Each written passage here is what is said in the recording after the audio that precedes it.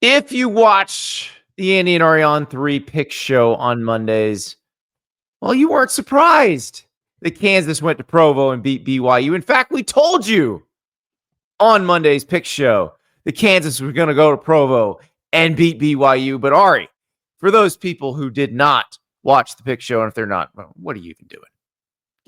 Get your life together. BYU no longer undefeated. Now facing a must-win against Arizona State to even make the Big 12 championship game. We said the Big 12 would eat itself. Chomp, chomp, chomp. Yeah, you have to question, Andy. On one hand, nothing changed at all for BYU. They still have to win the Big 12 to get in, and they control their own destiny in the Big 12. On the other hand, losing this game ends any margin of error that they would have had in that quest, right? So depending on how you want to look at it, that's how you can look at it. But, going undefeated is a very difficult thing. Kansas, I think, is the best 4-6 football team that's ever existed. I don't know if you guys have been watching them play the last few weeks, but they are, finding their stride at the end of the season. I actually am willing to predict right now, before we even do our pick show on Monday, that I think that Kansas is going to give Colorado a game next week, and would not be shocked if they won that game with the way that they're playing. Still love Colorado and what they bring to the table, but they didn't just lose to a bad team. Like, BYU lost to a team that's playing really well and has some important pieces on it, like Jalen Daniels and Devin Neal and guys that were playing well. So I don't know if I'm a BYU fan, if I'm 100% down in the dumps right now. Obviously, the way that this team is playing and has been playing, they've found ways to win all year. Dramatic games, late night games. It always seems to be at 1 a.m. when it's going on, and they had the ball inside the 10-yard line with a chance to win there. And this time the magic ran out, but still have a lot of exciting BYU football ahead.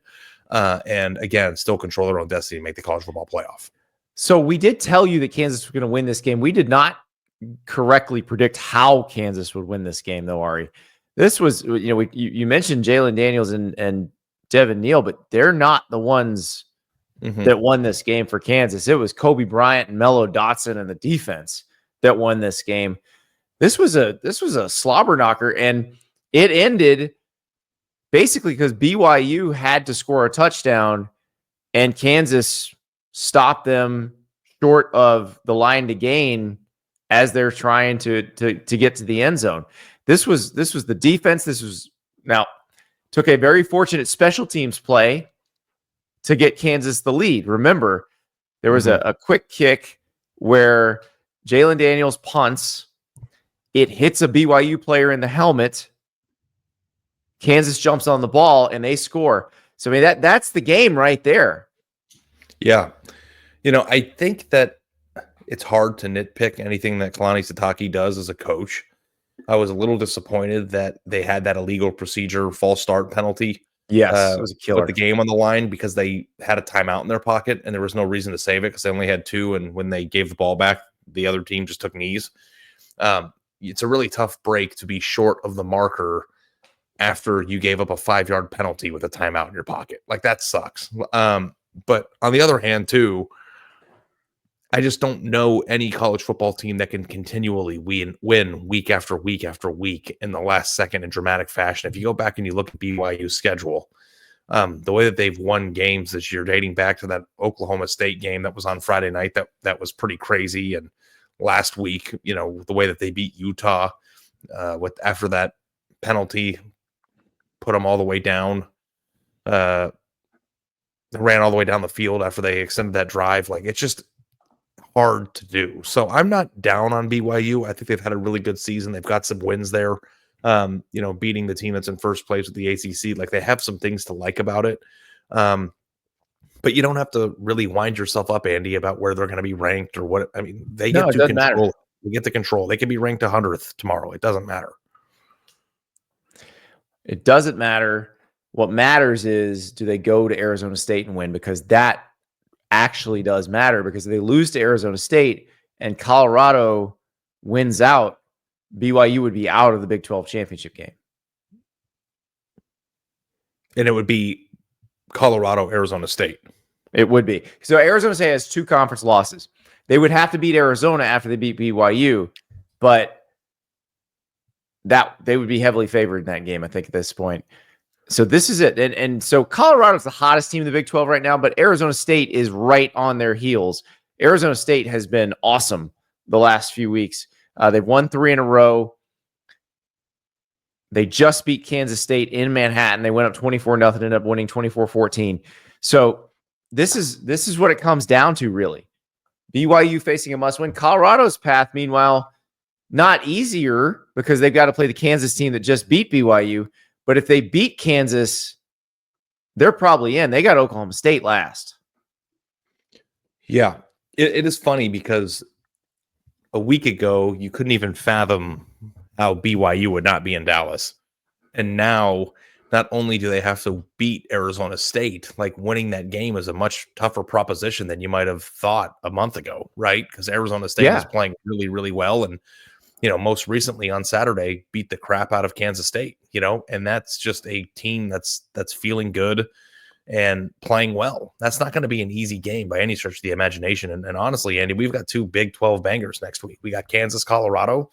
We got BYU, Arizona State, and both of those games are going to determine who goes to Dallas and ultimately who has a chance to compete for a playoff spot. Yeah, and let's talk about this Kansas team because they are 4-6, but couple 1-score losses early in the season, and they just, you knew at some point they could get it turned around. And you thought it was when the offense would just really took off. And that's what happened is that's how they beat Iowa State. But then this game, their defense was what wanted for them. Yeah, if you go down the list of Kansas's losses this year, at Illinois, understandable. Like, Illinois is a pretty good team. UNLV, one of the best group of 5 teams in the country. West Virginia on the road in a close game. Again, West Virginia is not great, but understandable. TCU, that one's kind of tough to swallow, but, it happened. And then at Arizona State and Kansas State. Like, they have not – it's not like they're 4-6 because they messed up in a bunch of winnable games. They just came up short in games against good teams. And a lot of times – like, for instance, with the Arizona State and the West Virginia on the road. Like, West Virginia on the road is not an easy place to play in the Big 12. So I think it's very easy to fall back into the Kansas stinks mentality because of how bad they were for so many years. But they have a really good coach in Lance Leipold, and they have really good players, and they're playing well. Like that the team that they lost to, BYU, I should say, tonight, should not feel bad. Like, that's not an embarrassing loss. It's a tough loss against a pretty good team in your conference. Well, and here's the thing. So of the 4 teams that are playing in the Big 12 bangers next week, Colorado and Kansas, BYU and Arizona State, the only one we thought would have an effect on this year's Big 12 championship race was Kansas. And Kansas is not going to the Big 12 title game. Of those 4, it's the one that can't. But it also is the one that can change the math a little bit if they can beat Colorado. So that defense, like, this will be the challenge. I will tell you, Ari, when the college football 25 video game came out this year, one of the first games I played was against my son. It was Kansas, Colorado. I was Kansas. He was Colorado. He beat me 78-72 in a classic. Basically, I couldn't cover Travis Hunter, and I could cover everybody else, and I just blitzed Shedeur Sanders every time. I don't know if Lance Leipold wants to take my strategy. I don't know if Deion Sanders wants to take my son's strategy in this game. But if it even comes close to that in real life, I cannot wait for this. Yeah, well, you got to work on your pre-snap adjustments, Andy. There's no reason why you can keep getting beat over the top by Hunter. You play you keep 2 safeties back and let them just tried play everything, off. Ari. I tried everything. The only thing that worked was sacking Shedeur. And guess what? In real life, Shedeur is very hard to sack because their offensive line's gotten better. Yeah, sounds very familiar to the old plan of how to beat Colorado. But yeah, BYU, keep your head up, man. You guys you're still right in the thick of things. And I'm assuming at the beginning of the year, if they would have made you a deal that said, hey, you're going to play Arizona State for a chance to make the Big 12 championship game and ultimately the college football playoff, you would have taken it. Take the next 12 hours, 24 hours if you need it. Go into Monday, keep your heads high.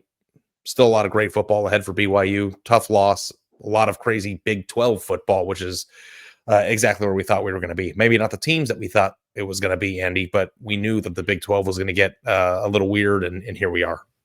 I appreciate that the Big 12 has given us exactly what we wanted.